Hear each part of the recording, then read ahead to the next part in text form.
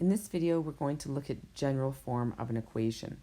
So let's just look at the investigation. It says Leora quenches her thirst after a soccer game by drinking a large glass of water at a constant rate. The straight line graph below shows how the volume of water in the glass changes with time. And the first question says identify the domain and range of this situation. So before we look at that, I'm going to look at the x-axis here is time in seconds, and the y-axis is volume in milliliters. And I want to look, it says the straight line graph shows how the volume of water in glass changes with time. And it also indicates that she's drinking the water at a constant rate. I know that she's drinking at a constant rate because her graph does not do anything like this. Okay? It's a constant rate, or the steepness is always the same. Okay? If it was not the same, her rate of drinking would not be constant. Okay? So indeed I know that it's constant because the slope of the line is the same. Okay? Let's identify a couple of key points on the graph. I know that the x-intercept here is the value that is 12, 0.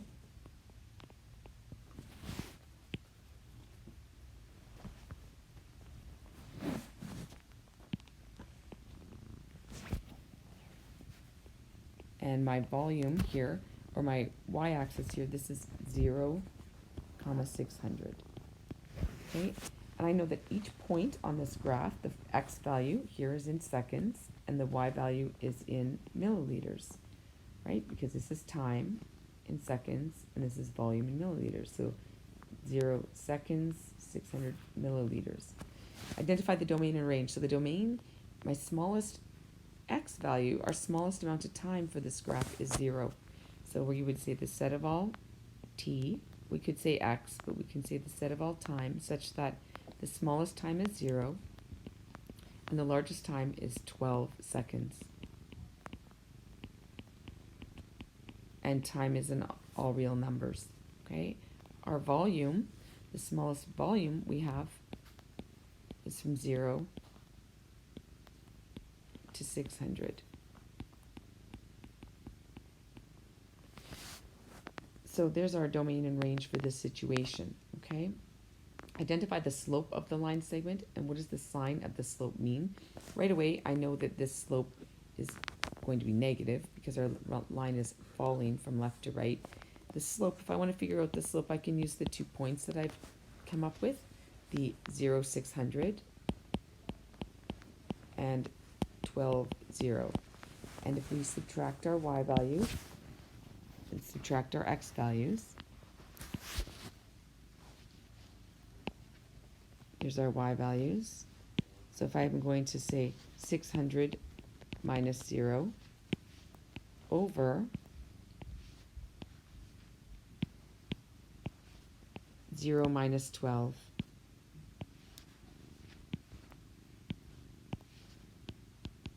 and if we figure those values out, we get 600 over negative 12.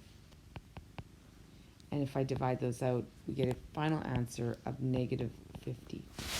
So here's the slope, negative 50. The sign, what does the sign of the slope mean? The fact that this is negative, it means that, of course, the volume of water is decreasing. What does the slope represent? The slope, we know that slope is also rise over run, or change in y over change in x, right? Our rise values, which is the up and downness of our graph, and the run values, which is the left and rightness of our graph. So that is milliliters per second. So this 50 represents negative 50 milliliters per second. And what that means is that, of course, she's drinking 50 milliliters of water per second. Okay? So Leora drinks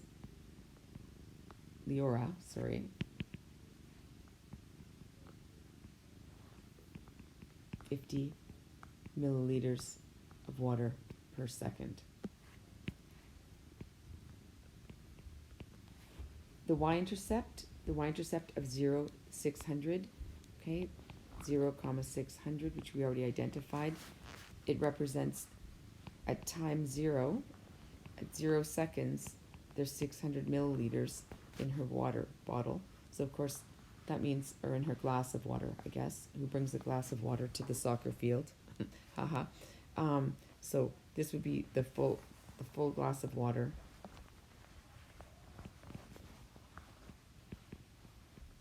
Contains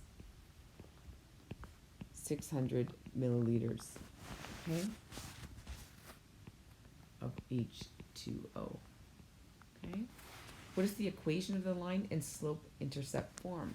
So now thinking about y equals mx plus b form, we know the slope y-intercept form is y equals negative 50 x plus 600.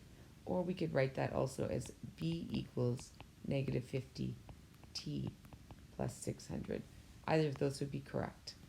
Now the final thing says rearrange the terms of the equation so that the right side is equal to 0. The right side is 0. This is the general form of the equation. So what I want to do is I want to move my other terms over. Okay? And in fact, I'm going to do this with the first equation. So I've got the x's and the y's. If I move the negative 50 over, negative 50x, that of course becomes positive 50x. The y is already there. I'm going to leave the y there on my left-hand side, and I'm moving over the 600, which becomes minus 600. Now my right-hand side, what are we left with? We've nothing left there, so we must put 0. We never want to leave an equation with just a blank on one side. This is in fact called the general form of an equation, okay, the general form of a line, and it's in the form of ax plus by plus c equals 0. And it says here where a, b, and c are integers and a is positive. So our a value must always be positive in general form. And in fact, a in this question, in this equation, is 50. B, our b value here would be a little invisible 1, and our c would be 600. This example, it says rearrange y equals negative 2/3 x plus 6 into general form. So what I want is I want ax plus by plus c equals 0. So I need to rearrange this. First thing, our question also said that a and b and c must be integers. Integers do not have decimals, okay? Integers do not have decimals. So we got to get rid of this fraction right away. And the first thing I want to do to get rid of that fraction is I want to multiply both sides of my equation by 3. If I multiply this side by 3, I multiply every single term by 3. On my left-hand side, I'm left with the 3y. On our right-hand side, negative 2 times 3 divided by 3, well, those 3's cancel because 2 times 3 would be 6, divided by 3 would be back to 2. And in this case, it's actually a negative 2. And then 6 times 3 is 18. So I've now made it something a little bit easier. And there's that x there. Don't forget the x. I've got no fractions, so that makes it easier. And now I want to move everything over to one side and make one side equal to 0. So I'm going to choose which side based on if my x term is negative or positive. If x is negative, I'm going to move it over to the other side because that will make it positive. Okay? So when I move that over, I've now got a positive 2x, a positive 3y that was already there, and a minus 18. Because my 18 was positive, it's now negative. That is my new equation in general form. My a value is 2, my b value is 3, and my c value is negative 18. Okay? If you would like to try the next question on your own, pause the video and do that now.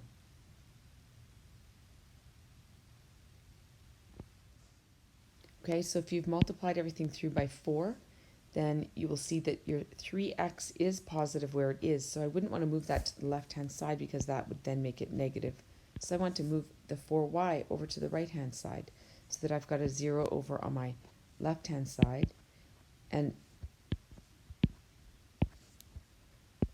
on my right-hand side, I'm going to then have 3x minus 4y minus 8.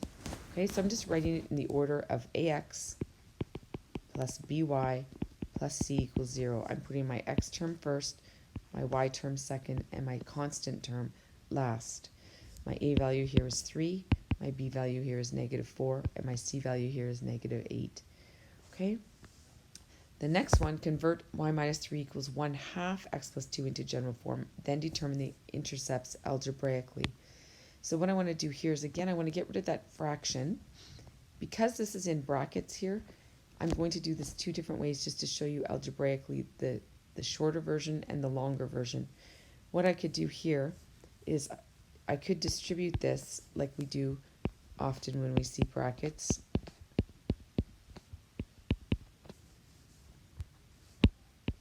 I'm just going to rewrite it here. I could distribute this, and we could end up here with y minus 3 is 1/2 x plus 2 over 2, 1/2 of 2, which is 1. Okay. Then I would multiply every term through by a 2 to get rid of the fraction. And my next row will have 2y minus 6 equals 1x plus 2, because 2 divided by 2 is 1. Now again, I want to move everything to one side. My x term is positive here. I'm going to leave everything, therefore, on the right-hand side, moving everything over from the left-hand side. When I move that over, that becomes a minus 2y, and that's going to become a plus 6. So let's rewrite this now. On my left-hand side, I'm left with 0. We never want to leave nothing there because there's something there. It's a 0. We've got 1x minus 2y, and now we combine our constant terms and we get a plus 8. Okay, that is one way, in fact, to solve this, or to get this into general form. Another way would be to recognize right away here that, let's just do this in another color here. I'm going to rewrite this as y minus 3 equals 1/2 x plus 2. As soon as I see that I've got a fraction here, instead of multiplying through, I can take this 1/2, I can multiply just the 1/2 by 2, and then this other side by 2. Because the 1/2 is going to be distributed in, I can just get rid of that fraction first by multiplying it by 2 and distributing a 1, because evidently we end up with an x plus 1 over on the right-hand side. If you identify, look over here, once we get rid of that fraction. So we could have done this like this. We could have then said 2y minus 6, 1/2 of 2 is just 1 times x plus 2, instead of having to multiply every single term through now by 1/2 and then going through. I still have to multiply both sides of the equation, but if there's something out front here, I can simply multiply this multiplier, okay, and then distribute that 1 into the brackets. Now, my x again is positive on the right-hand side, so I've just got x plus 2, because 1 times x plus 2 is just x plus 2. Now I again want to move everything to one side, okay, and we end up with the exact same thing as we had in the other equation there.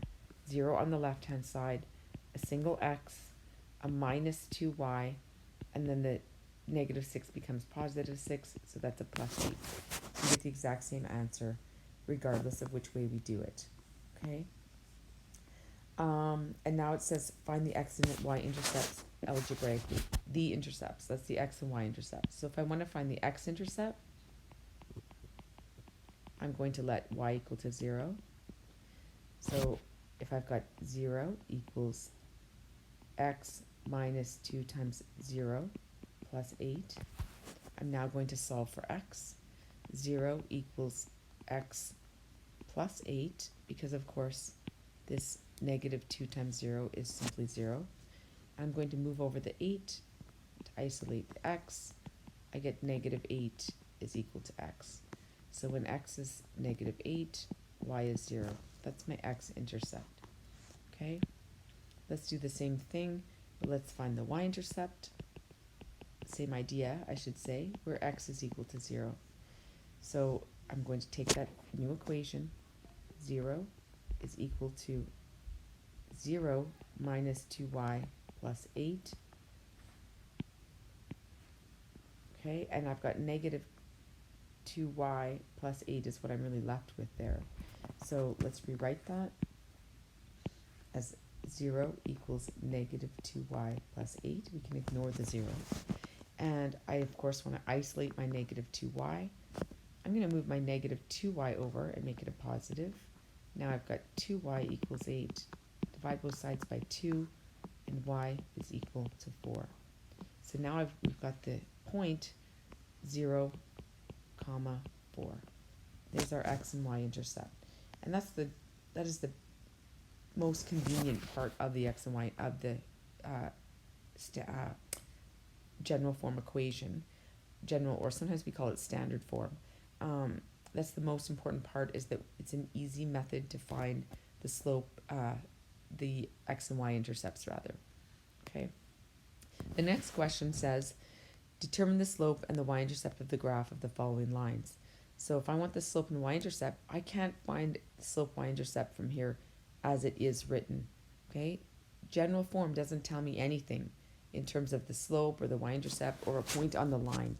In order to find those values, I need to change these equations into y equals mx plus b form, the slope y-intercept form. So in order to do that, I'm going to move everything over except for my y value.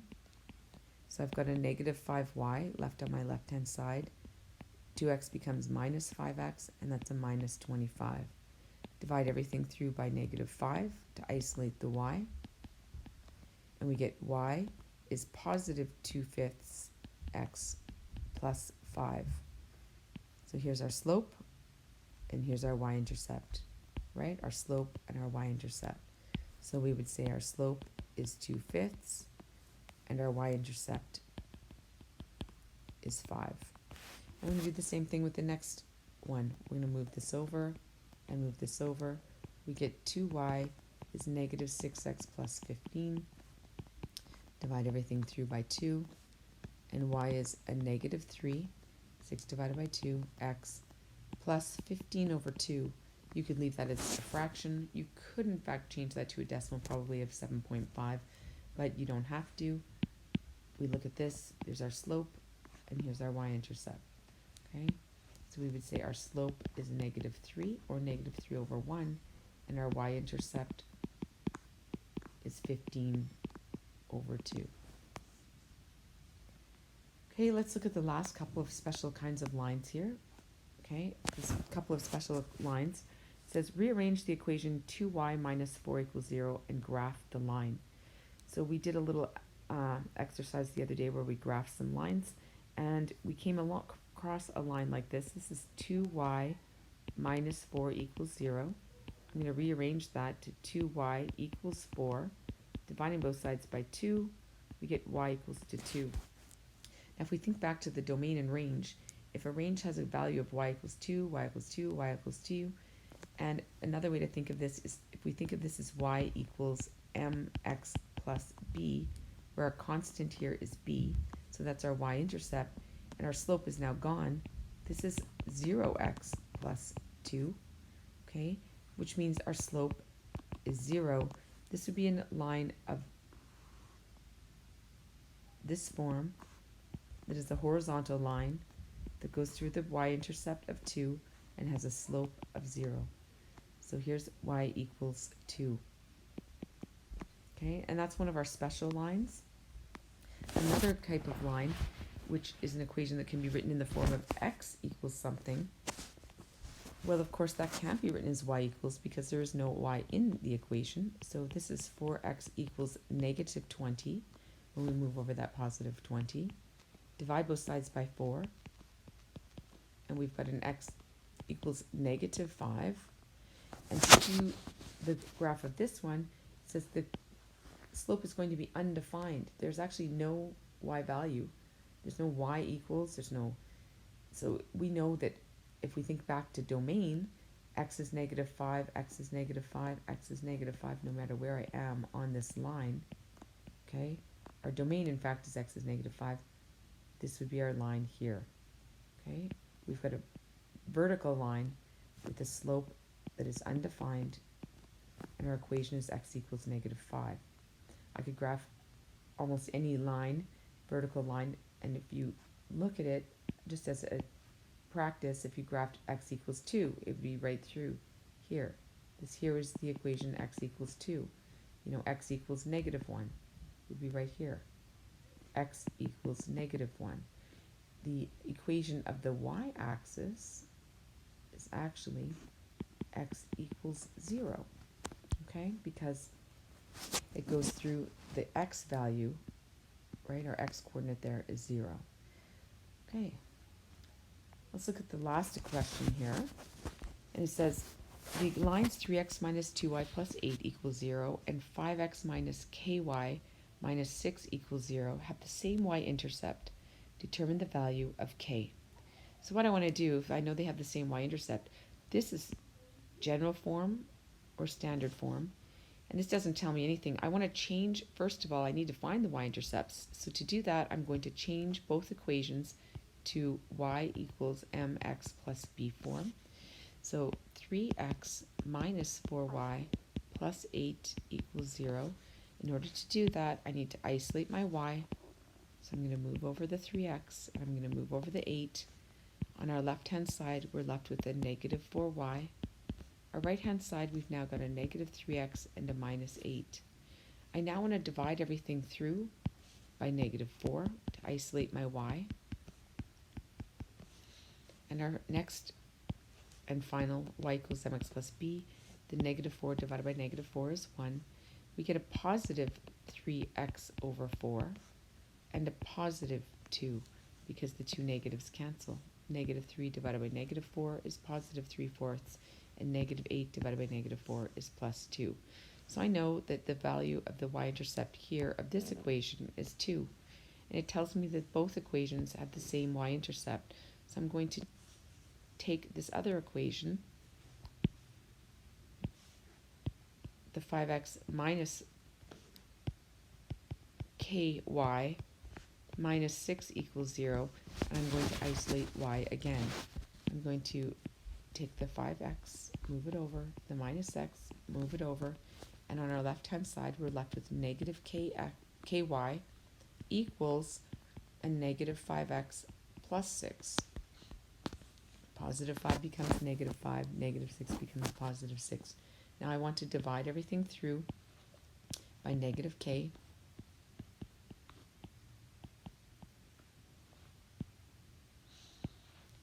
We've got a y is equal to negative divided by negative. That's a 5 over kx minus 6 over k, because positive divided by negative is negative. Now I know that it says that these must have the same y-intercept.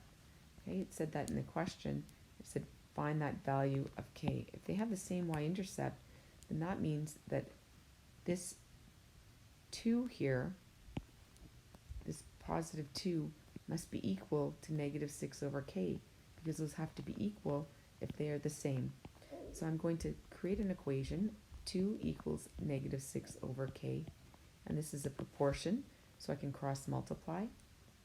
In order to solve, I get negative 6 times 1, which is negative 6, is equal to 2k, and to solve for k, I divide both sides by 2, and k is negative 3, which makes sense. Negative 6 divided by negative 3 would give me a positive 2. So k had to be negative 3 in order to have the same y-intercept as positive 2. Okay?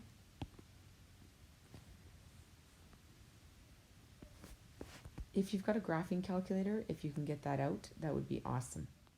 All right, now, if you've got your graphing calculator, the first thing you want to do when you turn it on, just to make sure it's kind of reset and back to normal, is you might want to reset your memory. So what you're going to do is you're going to hit the second function, that's the blue key, okay? And then you're going to hit the plus sign, which is the memory key. You can see it says mem, And then you're going to hit number 7, reset.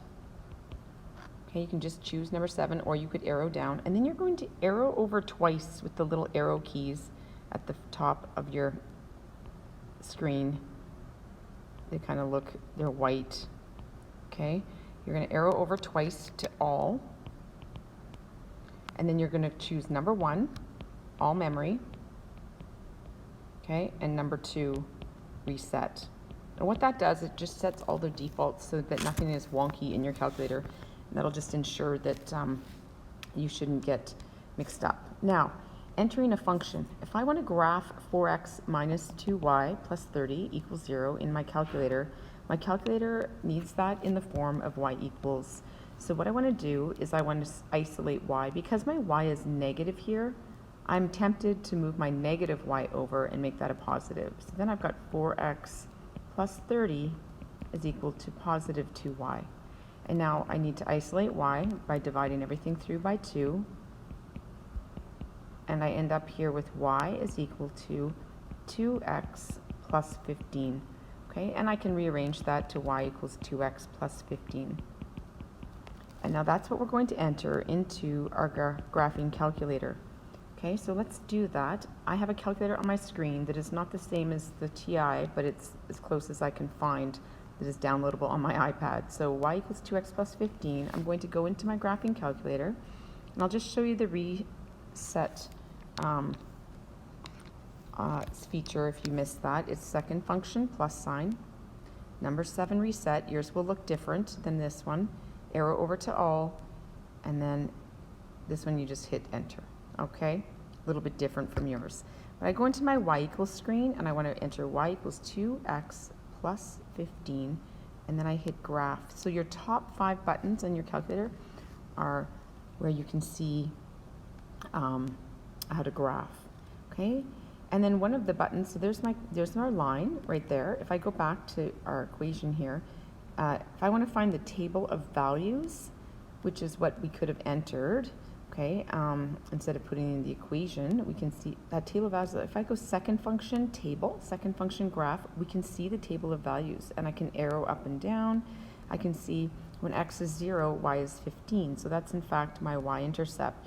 And when I look at the graph, I can't see the y-intercept because the window of my graph, the window only goes up to a y maximum of 10. So negative 10, 10 is my x min and max, and negative 10, 10 is our y min and max. So we could change our y max here to say 20.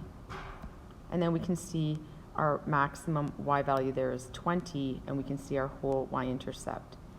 So if you can get that to show up on your screen, and then what we did here is we changed our y max from 10 to 20. Okay, we graphed, now there's a few features that we want to review here, and we'll do that. Okay, now if we want to find a y value given an x value, okay, I do recognize that some of these things are going to be requiring some practice, so if you can do this from home, that would be great. But finding a y value given x, I want to use the second function trace key, and that's at the top. Those are one of the top 5 keys, or the second function calculate. Okay, so if I'm given an x value, for example, say I want to find the value of my function when x is equal to 3, I would go second calc, which is the trace key. Okay,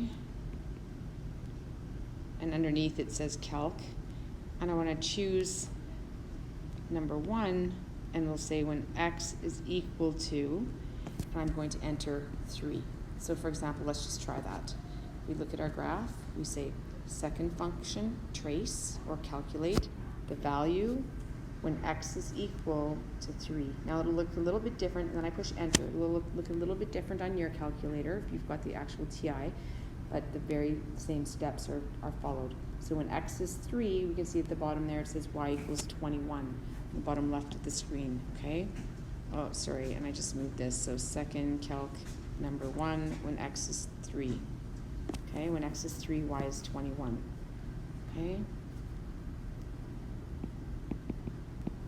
And then finding an x value given y. If I said that y is equal to 7, I can't just type that in. I have to make a second equation. I have to make a second equation, y2 equals 7, and I have to graph that and then find the intersection point of those two values.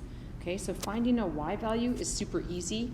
Finding an x value is a few more steps. Okay, more steps. So let's do that right now. I'm going to find what is x when y is 7. So let's go into our calculator. I'm going to go into y equals, and I'm going to make a second equation of 7. And I hit graph. Now I've got the two lines, okay? My y equals 7 is a horizontal line, so I'm going to go second function, trace. Number 5, the intersection point. And it says, is this the first line? I push enter. And then I want to say, is where's the I'm going to hop up to my second line. Oh, sorry, this is right bound, left bound. Yours is going to be, you're just going to push enter, enter, enter. This calculator is a little bit different when we're finding the intersection. And then I say enter.